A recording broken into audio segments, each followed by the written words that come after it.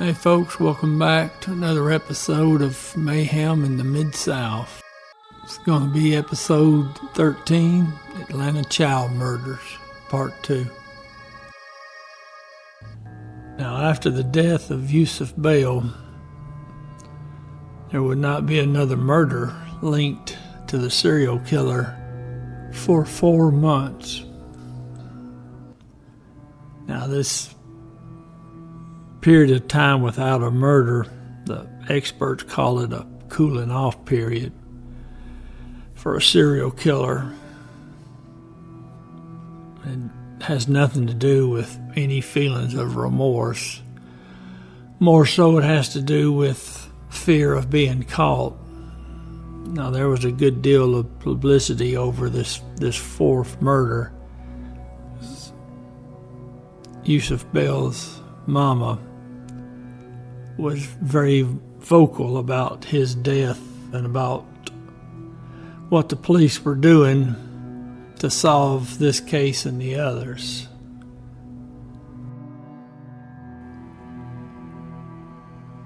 It's March 4th, 1980. Angel Lenaires, in the neighborhood close to her house,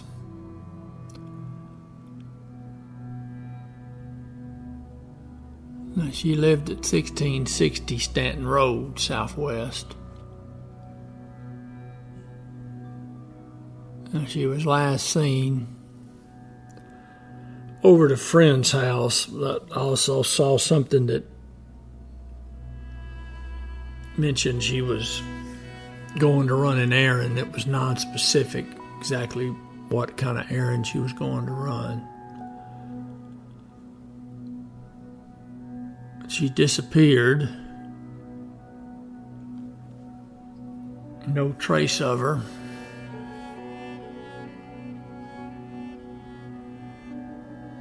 Now, 6 days later, Angel's body's found in a wooded lot there on the corner of Campbellton Road and Willowbrook, Southwest. And that is literally a rock's throw from the apartment she lived in. Now, she was still wearing the same clothes she had on when she had left the house. And she had an unidentified pair of white panties stuffed in her mouth. An electrical cord was used to tie her hands behind her. Cause of death was listed as asphyxiation by ligature strangulation. Now, this case is a little bit different in that the victim in this particular case is a female. Now, there is some mention that she was possibly sexually assaulted. That's not in all of the resource material that I found, but one of the books written about the murders mentions it. But I can't find it anywhere else, or whether she was or wasn't. But obviously this is odd because she's going to be one of only 2 females that were listed as part of these killings, and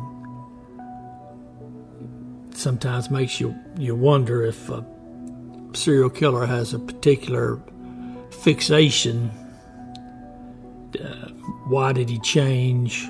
Or another question might be, did he actually do these, or is this somebody else's work? And I don't know how much information was being released to the press, but anything the police put out in the public domain,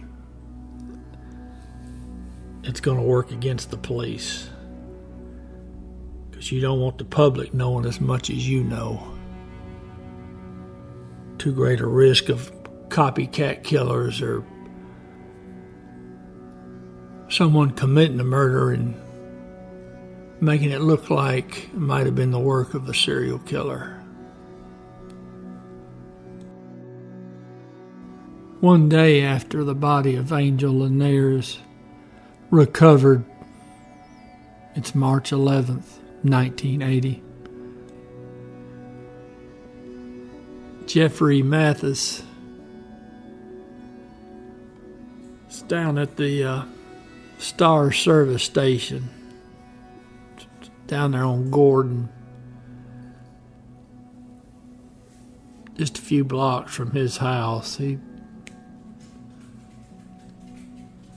lived at 471 East Ontario. It's known as the West End neighborhood. Lived there with his mama and his brother. Now, according to witnesses,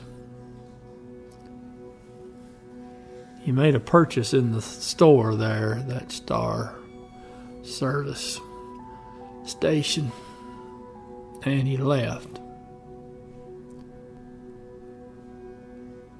And he was never seen again. Now, after he disappeared,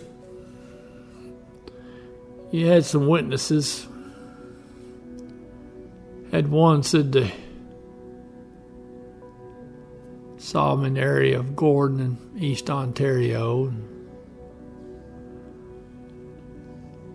Several months later, supposedly a female claimed that she saw him get into a blue car. Now it's interesting because you'll recall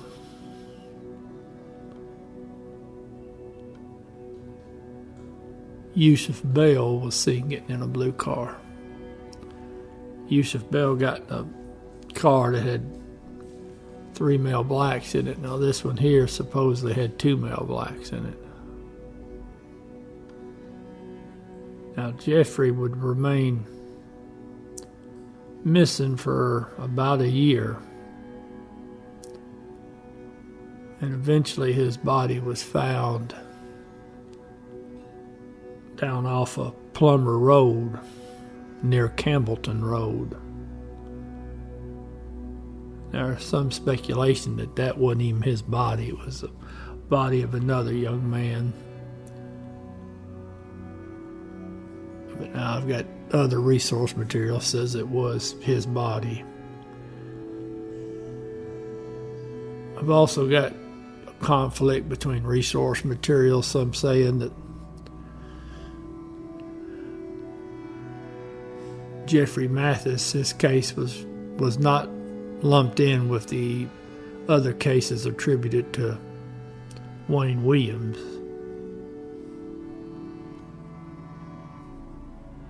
Still, other sources say it was. Now, due to the condition of the body, there was no way to determine cause of death, or if there was, I hadn't found it. No one's mentioned it.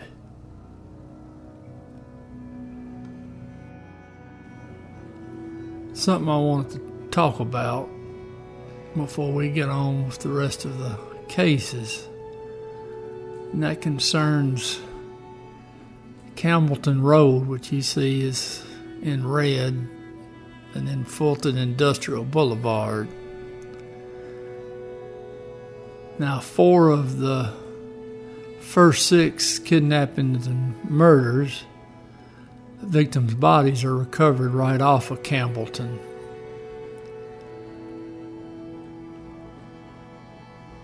Now, number 3